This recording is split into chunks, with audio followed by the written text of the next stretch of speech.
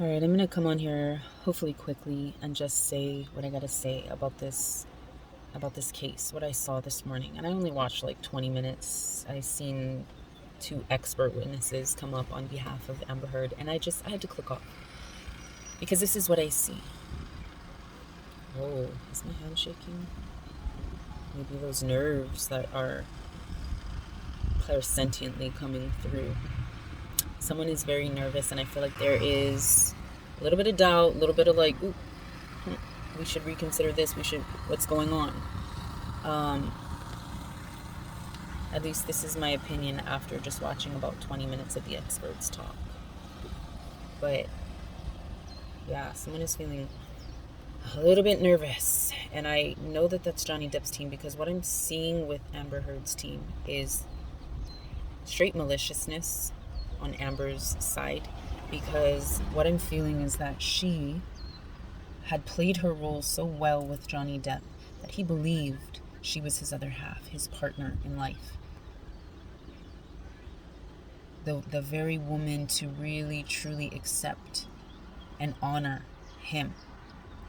But as he saw very quickly into the relationship, after like arguments ensued or her personality changed, as he alluded to in his testimonies, like she wasn't the same person he had fallen in love with.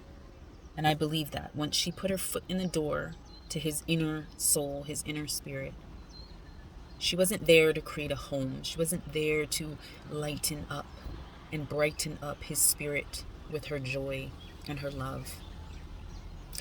She had access to his home, his inner space. Also including this, the financial, the medical, psychological, recreational, social, professional, legal, and charitable resources that were at her fingertips, all afforded from this lifestyle he has been able to navigate despite the type of industry that he's in that's very controlling and manipulative.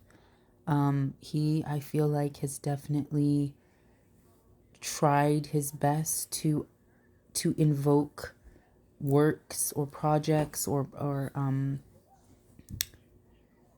movies that he's in that represent the freedom to be unique, individual, slightly bizarre, whatever the case may be. That's his creativity. That's his inner mind of freedom. And this person has manipulated some of you to think that brilliance, that bizarreness, that beauty of a sovereign soul is evil, monstrous, sinister, And really, whoever is pointing that finger into the mirror is showing that the mirror is only reflecting who they are.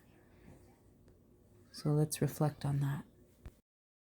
And instead of creating union and harmony and peace and light within, she created sabotage, she created destruction, she created chaos, animosity, jealousy, rage.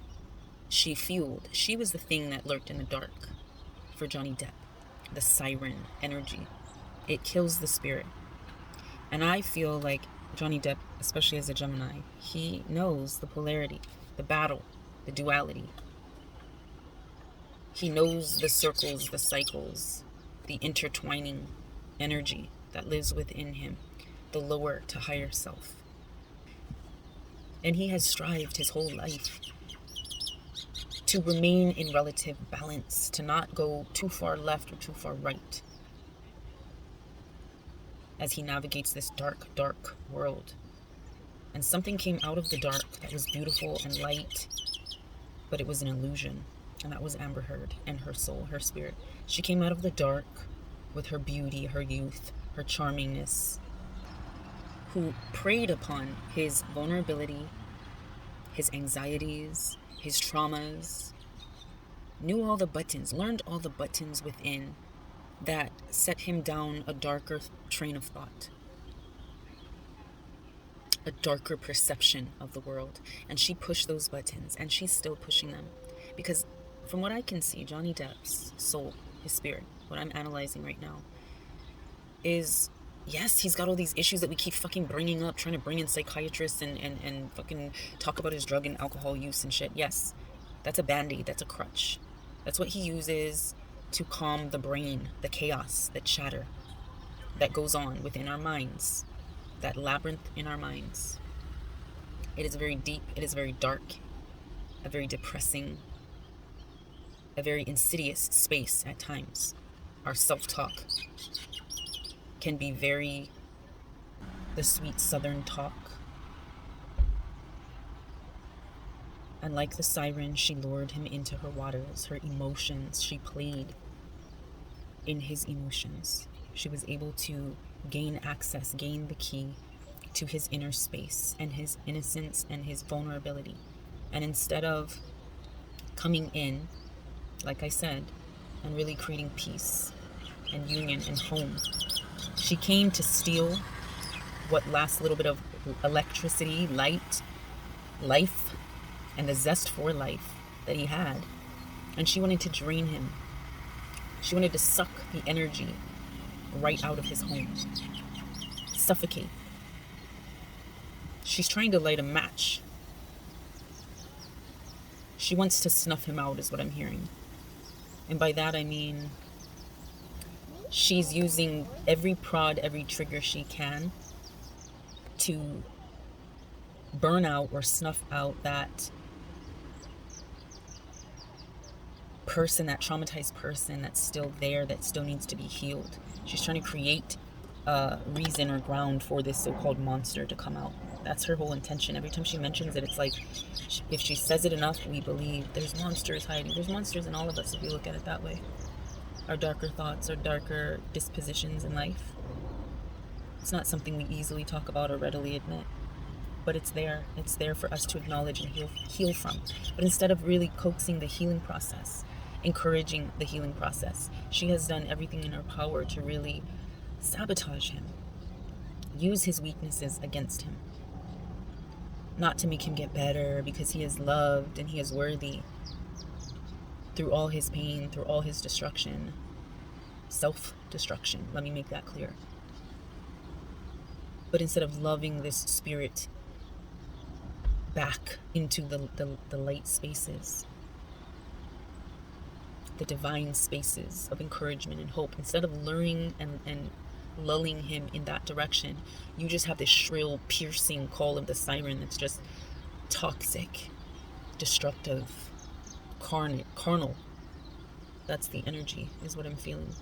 And so she's using these particular types of witnesses because they, to me, embody the very types of people he has never wanted to be confined by.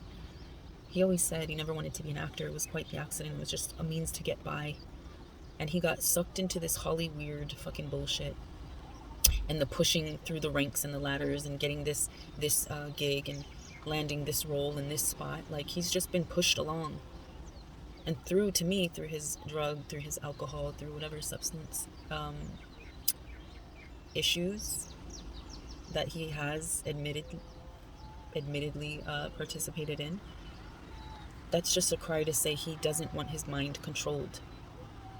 He controls the chaos through those substances. And is that a healthy way? No, I don't think so. But I think that's a very common way for us to try to placate, self-medicate. Nobody wants to be looked at like they're crazy. Nobody wants to see themselves as being crazy. And I don't think it's him being crazy. What I think it is him not wanting to allow those entities, those dark entities that prey on these actors in Hollywood, prey on these vulnerable people, you know, giving us their tenure and how many years they've done this and how many movies they did, how many certificates and accolades and this and that. Just like I saw in an interview, he said the true creators are like the producers and the cinematographers and, you know, set designers and people behind the camera. Like, that's truly who creates a movie and plays on the emotions of the audience, plays on the ability to captivate the audience. The actor, they're like the puppet, you know? He's never deemed himself something superior to anyone else. That is our opinion. That is what we have promoted him to. That's the stance, the stature, the stage, or the platform that we have boosted him to through our public opinion. He's always tried to show who he is. Incrementally, though. Because he's not this god of an actor that everyone tries to create him out to be. And now they're trying to use narcissism against him. Like, he didn't want the attention to begin with. He tried hard to get away from it. If you actually look into interviews and things that have been said, yeah, I mean, you got to be grateful for the position it's put you in, but it's not the end-all be-all. It's not the heal-all for a human soul. And you can have everything in the world, but if you don't have certain things, certain spiritual keys and jewels, then you will feel forever unfed, unfulfilled. So I guess I'm just coming on here to basically say I feel like we really need to look into it, because what I'm seeing from the opposing defense, is it? The opposing side, Amber Heard side, is that they're using the cage. They're trying to trap him in the cage. He's that wild beast of an animal, that mad, like, artistic soul, right? That they're trying to create him out to be. And yeah, partially I do feel like that has a lot to do with who he is. He's a free soul, but he's trapped on this earth, in this world, in this realm, under these rules, under these guidelines, under these laws. He wants to be free, but he's caged. And here Amber Heard comes like a mistress of some sinister school, yielding her keys, trying to use certain people who are experts to testify in a way that tries to convince us that, oh, everything that, I'm speaking on, it has to be legit because I've had how many years of schooling, and I've done how many years with this company, and I've, experienced how many projects and won how many awards and certificates, and I've studied how many. Does it matter? To some degree, at some points it should and it can matter, but at this point I feel like it's just a way to be like, he's certifiably crazy and he's abusive and he needs to be locked up. And I hold the keys and I hold the control of the people who can testify to say that, because they're getting compensated, or because they've done it so repetitiously throughout their careers, attempted to control people's careers, like the talent agent or whoever it was that was on the stand, the psychiatrist. You got to think, there's some people that are not crazy, but they're in the crazy house. It's all these expert opinions. We have to remember, the only opinion, the only judgment that truly matters is the Most High's. And that's the counsel that I seek. And that's the justice that I trust will come through. But I do feel like it is going to be a very triggering and anxious time. Today is currently for Depp's team, because I feel like, this has always been a vulnerable person, and the opposing team is playing on those vulnerabilities. So anyway, that's all I have to say for today. For now, I don't want to exhaust myself with the spiritual war and the spiritual drama. I'm going to go ahead and release, cleanse, meditate, send this out of spirit, out of body, out of mind, to breathe in more life. And I pray that you all do the same, and I trust that your day will be filled with beauty, compassion, patience, joy, love, harmony. And I will see you in my next video, so stay tuned. Love, light, and always aloha.